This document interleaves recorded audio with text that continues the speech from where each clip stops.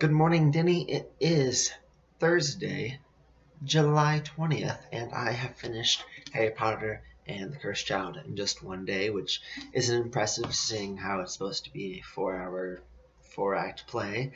But, I finished it, and now it's time to review it. It's the book that started it all. Since I didn't read the other books, I decided to read them all and to inform me for this 8th story. For those of you who don't know, this is a play, not an actual book, and I just read the script for it. So they released this special script last year, and my mom bought it for me because she thought I loved Harry Potter, and I hadn't read any of the Harry Potter. So now that I have, I've read The Cursed Child. You can tell it was supposed to be a play, and that it does. I think this would be better if I experienced it in person, or if it was translated into a novel or novella.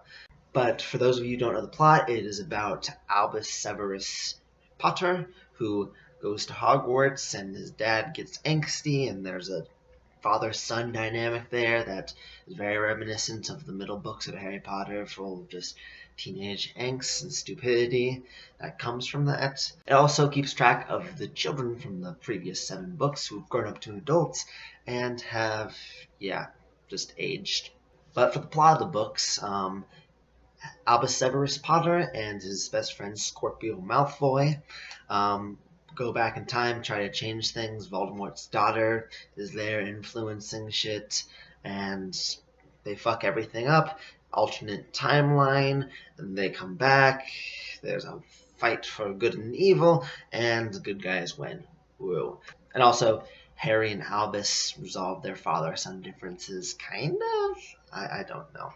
Interesting enough, alternate old Snape is my favorite version of Snape. He's actually much more chill and melancholy and spy when the Battle of Hogwarts is won by Voldemort. So that's pretty cool.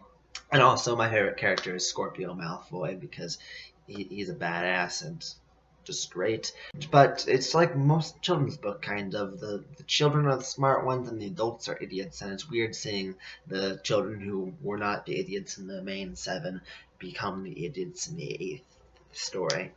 But it also got me thinking, like, out of all the books to go back to, they chose number 4, which not my least favorite, but it's probably one of the most boring ones, in my humble opinion. There's just a lot of floof in there, and yeah, I just think that they could have done something entirely different, not do anything with going in the past, maybe just adventures of Albus Potter. Like, I think that, like, he's the interesting character in this, not Harry.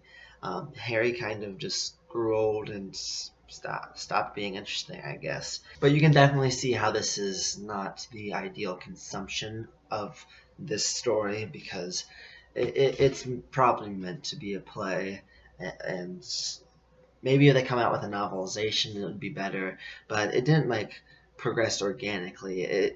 It's weird. I complained in previous reviews that there was a lot of non-organic world building parts, like explaining what a port key is, explaining what Quidditch is, and all that stuff, where it's not super organic. You're just there because you need to know this concept for later in the book. But this really didn't add anything in this world.